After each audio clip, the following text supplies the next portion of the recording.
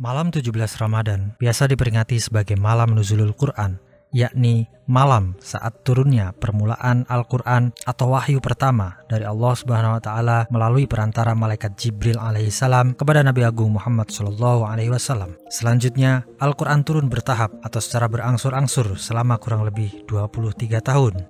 Lalu, kenapa umat Islam umumnya mencari keutamaan malam Lailatul Qadar pada 10 malam terakhir Ramadan? Bukankah Lailatul Qadar sebagaimana disebut dalam Al-Quran adalah malam diturunkannya Al-Quran? Firman Allah, Inna anzalnahu fi Lailatul Qadar. Sesungguhnya kami telah menurunkannya Al-Quran pada malam kemuliaan. Quran Surah Al-Qadar ayat 1. Assalamualaikum warahmatullahi wabarakatuh. Alhamdulillahirabbil alamin. Halo sahabat Harakah, Ramadan adalah bulan Al-Quran. Bulan saat Al-Quran diturunkan kepada Rasulullah SAW. Allah Subhanahu wa Ta'ala berfirman, bulan Ramadan, bulan yang di dalamnya diturunkan permulaan Al-Quran sebagai petunjuk bagi manusia dan penjelasan-penjelasan mengenai petunjuk itu dan pembeda antara yang hak dan yang batil. Quran Surah Al-Baqarah ayat 185. Namun demikian, pada kenyataannya Al-Quran diturunkan kepada Nabi Muhammad SAW tidak hanya dalam satu malam atau satu bulan saja, melainkan turun secara berangsur-angsur selama beliau berdakwah sejak era Mekah hingga era Madinah, kurang lebih selama 23 tahun. Lalu kenapa Ramadan disebut bulan turunnya Al-Quran? Kenapa tanggal 17 Ramadan disebut atau diperingati sebagai hari Nuzulul Quran? Bagaimana sebenarnya proses penurunan Al-Quran? Menyimak beberapa ayat yang berkenaan dengan turunnya Al-Quran, diketahui bahwa Al-Quran diturunkan melewati proses secara bertahap. Berikut ini adalah tahap-tahap penurunan Al-Quran. Pertama, Al-Quran diturunkan secara keseluruhan dengan ditempatkan oleh Allah Subhanahu wa Ta'ala di Lauhul Mahfuz, tempat catatan segala ketentuan Allah Subhanahu wa Ta'ala. Hal ini merujuk pada firman Allah Subhanahu wa Ta'ala, A'udzubillahi minasyaitonirrajim, Bismillahirrahmanirrahim, Bal huwa Qur'anum Majid fi Lauhim Mahfuz. Bahkan yang didustakan mereka itu ialah Al-Quran yang mulia, yang tersimpan dalam Lauhul Mahfuz. Quran Surah Al-Buruj ayat 21-22.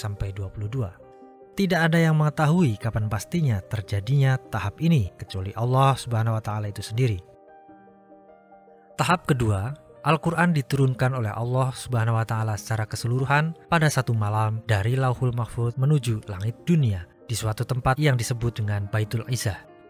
Tahap ini terjadi tepat di bulan Ramadan, tetapi tidak diketahui, bahkan dirahasiakan waktu dan tanggalnya. Allah Subhanahu wa Ta'ala berfirman, Inna anzalnahu fi Lailatul Qadar.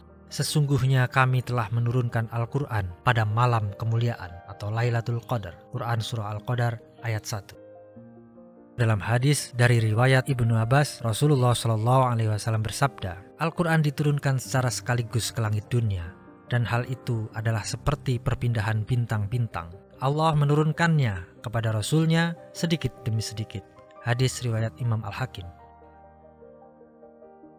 Tahap ketiga, Al-Quran diturunkan oleh Allah Subhanahu wa Ta'ala melalui malaikat Jibril dari Baitul Izzah kepada Rasulullah SAW secara berangsur-angsur menurut kebutuhan atau berdasarkan asbabun nuzul selama 23 tahun, yakni 13 tahun periode Mekah dan 10 tahun periode Madinah.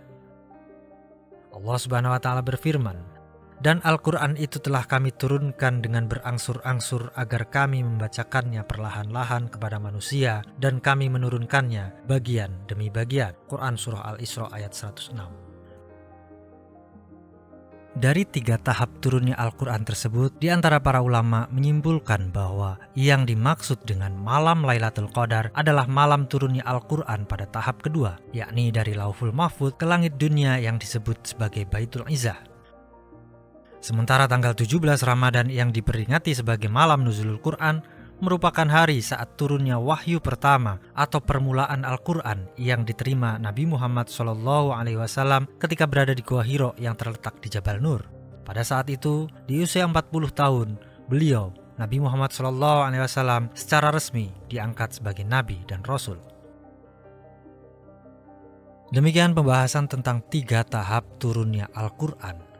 Kurang lebihnya mohon maaf, semoga bermanfaat. Terima kasih telah menyimak. Wal afa minkum. Wassalamualaikum warahmatullahi wabarakatuh.